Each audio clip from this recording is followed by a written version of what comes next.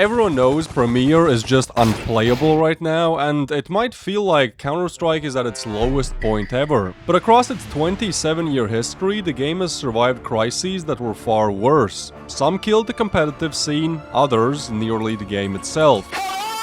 So today I'll be explaining every time Counter-Strike almost died, starting with the close calls and ending with the moments where CS was genuinely on the verge of disappearing.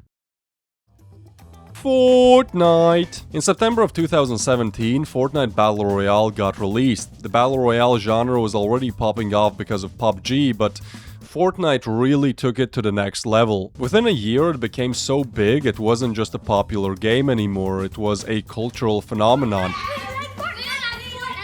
Like, my grandma had probably heard about Fortnite on the news, and I wouldn't be surprised if she knew what Victory Royale is. Like, that's how big Fortnite was. This caused two massive problems for Counter-Strike. First, a lot of the pro tournament money started flooding to Fortnite esports because everyone wanted to get in on the gold rush, and second, Fortnite was just more fun to play, at least at the time. Counter-Strike's grounded, round-based 5v5 formula felt very rigid and slow compared to the fast-paced chaos that was pulling away casual audiences and content creators alike. But I would actually say that Valve for once did a good job to retain the player base. In December of 2018, Valve released the Danger Zone update. It was a fast-paced 16 to 18 player battle royale designed to fit CSGO's gunplay into a shrinking map dynamic. I wouldn't say it worked amazingly, I mean how many players actually played Danger Zone consistently, but it was a nice escape from the basic 5v5 defuse routine without leaving the actual constraints of Counter-Strike. Valve also paired the Danger Zone update with its biggest structural shift ever, making CSGO permanently free to play. This was a very controversial move at the time because although it lowered the barrier to entry and brought an influx of new players, it also made cheating really bad for a while because now you didn't have to spend 16 euros every time you got banned. But Valve eventually fixed it with a new Prime system. Guys, there are two things I love in this world: monkeys and skins. Here's my Discord profile picture for the last 10 years, and here is my combo. But what if we combine them? We get Skinsmonkey. The best way to trade skins, you simply select any skin you want and find items in your inventory of equal value. I also managed to get a promo code for my viewers, so if you type TwistCS2 here, you'll get $5 free by trading over $100 in skins. And if you make a deposit, Skinsmonkey will give you a 35% deposit bonus using the same code. Personally, I think they have the fastest trading website on the market, and if you want to support my videos, plus literally get some free money, go click the link in the description and get your dream combo today. 2014 match fixing and cheating. In August of 2014, North America's top team iBUYPOWER deliberately threw a CEVO League match against Netcode Guides for $10,000 worth of skin bets. When the news broke in early 2015, Valve issued permanent lifetime bans to 4 players. I'm sure we all know the names. Overnight, North America's best Tier 1 roster was dismantled, throwing the entire regional scene into chaos. But that's not all. At the same time, there were multiple other cheating controversies. In November 2014, just days before the DreamHack Winter Major, this happened. KQLY VAC ban? No. What? I'm gonna check one second. Seriously? No. Seriously? No. Seriously?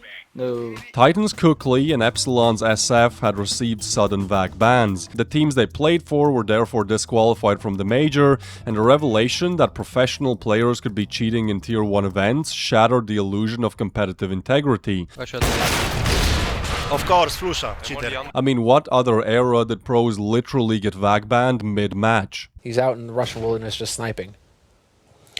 Did Emilio just get VAC banned? So all of these cheating exposés happening in a matter of couple of months ruined Counter-Strike's reputation. Matchmaking was already plagued by spin botters, and watching top-level pros get caught just validated every suspicion that the game was fundamentally broken. And by mid-2015, Counter-Strike was facing a total collapse of player trust at both professional and casual levels.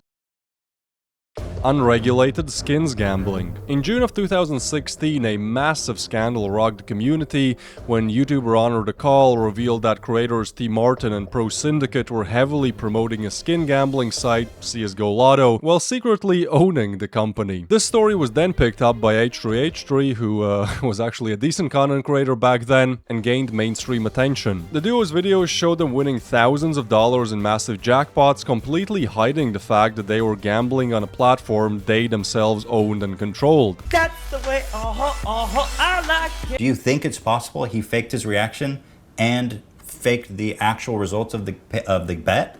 It's possible. It's very possible. And it just gets worse. Shortly after this, Twitch streamer Phantom Lord was banned after leaks revealed he secretly owned CSGO Shuffle, using site data to manipulate roll outcomes and playing with house money. It's also some of the best acting that I've ever seen.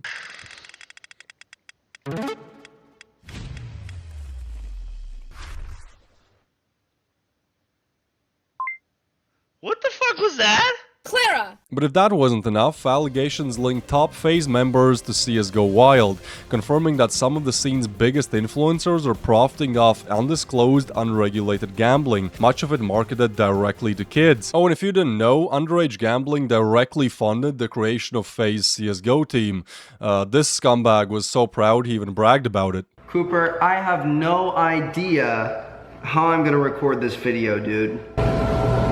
So in the aftermath of these events, the US Federal Trade Commission launched investigations into CSGO Lotto's owners, multiple class action lawsuits were filed against Valve, and major mainstream outlets ran exposés on underage gambling and gaming. So under immense legal pressure, Valve issued 23 cease and desist letters to major gambling sites, severing the Steam API access that powered their economies. This wasn't a crisis of bad mechanics or gunplay per se, it was rather a total breakdown of the game's reputation. Counterstrike was no longer making headlines for legendary major plays, but predatory influencer scams and illegal online casinos. Oh, and it also created countless gambling addicts who got addicted when they were as young as 10 years old. CS2 launch. When Valve announced Counter-Strike 2 in March of 2023, built on the Source 2 engine, excitement was massive. However, when it released in the September of 2023, excitement very quickly turned into outrage. Unlike previous launches, Valve pulled CSGO directly off Steam, forcing the entire community onto an unproven game overnight. I mean, they probably saw what happened when they released CSGO and CS Source, so they didn't want to split the community a third time.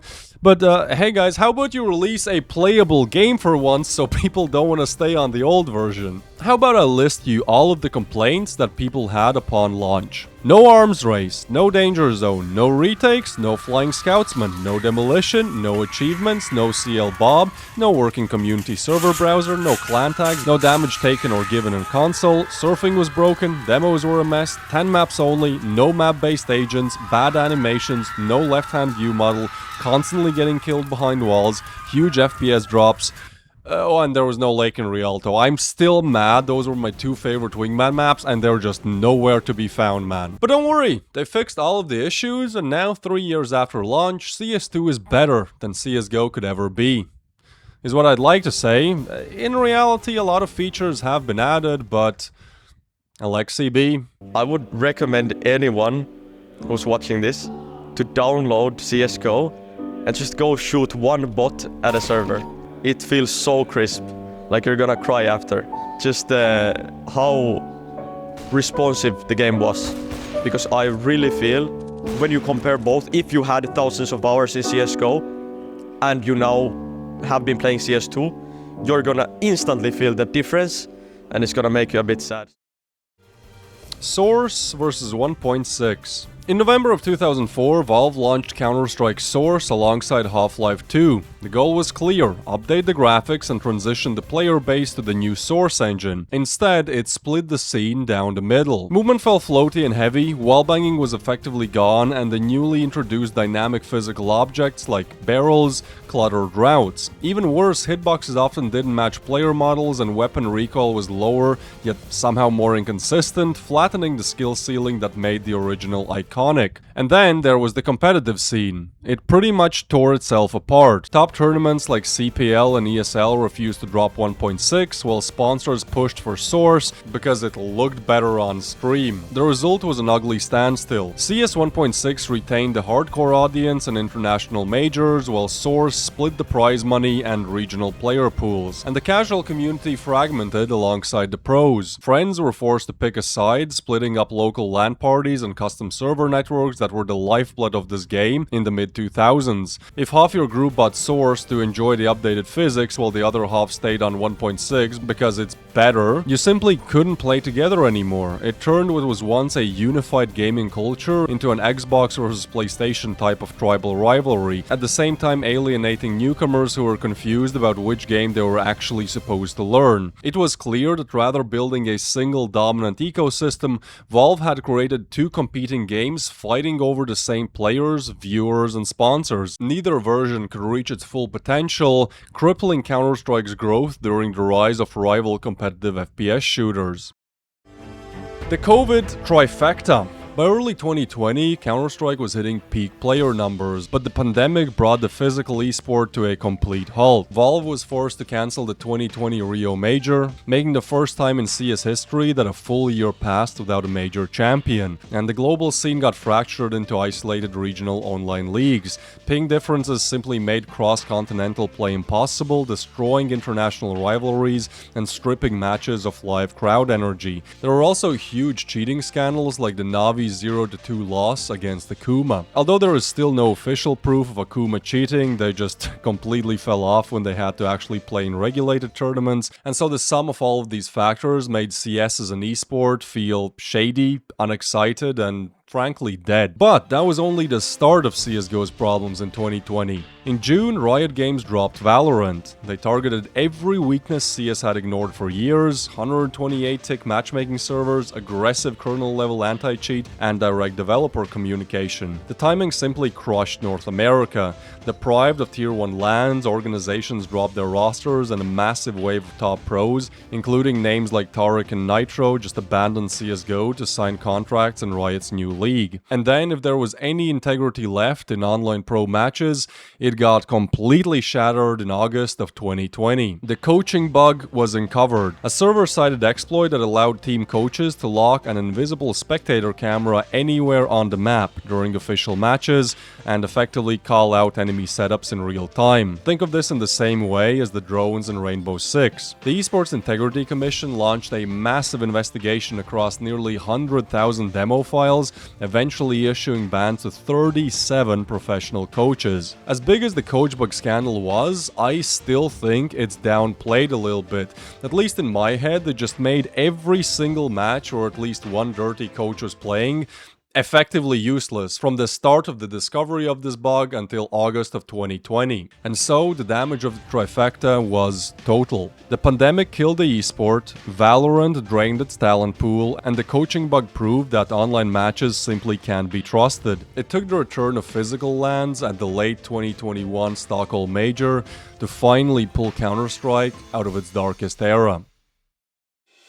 CSGO launch. If you think the launch of CS2 was bad, let me take you back to the 21st of August 2012, the day that CSGO launched. Originally outsourced to Hidden Path Entertainment as a CS Source console port for the Xbox 360 and PlayStation 3, the game suffered from an immediate identity crisis. It tried to cater to controller players by implementing things like legendary buy wheel, while simultaneously attempting to bridge the gap between two deeply divided communities, CS 1.6 and Source, and the end product was just an awkward hybrid that pleased almost nobody. But the biggest problem was the actual gameplay. Early CSGO had very serious complaints about recoil, hit registration, and aiming consistency. To the average player, this meant that deaths felt unfair, gunfights felt random, and you just couldn't trust what your crosshair was telling you. Sounds familiar? But look, the biggest problem was the numbers. Months after the release, CSGO stagnated between 15,000 to 20,000 average concurrent players, frequently trailing behind its decade-old previous predecessors on the Steam charts. Oh, and the pro scene was doing even worse. Now there was a third game pros had to choose between, and top 1.6 teams like Na'Vi just refused to make the jump, calling the game unplayable, while tournament organizers struggled to lure competition away from legacy titles. And honestly, I think we really have to thank the pros that switched early like Forest and GetRight, because it's a move that if it didn't work out would have heavily impacted their pro careers, but instead they made a switch, showed people that CSGO is playable. In late 2012 they formed Ninjas in Pyjamas, and I mean the rest is history. Other pros started to gradually switch as well, while Valve pushed out quality of life updates. That's it for today, guys. Hopefully you enjoyed, and if you want to watch another great video on why I personally use follow recoil, one of Counter-Strike's most hated settings, check out this video. And no, it's not because I'm noob.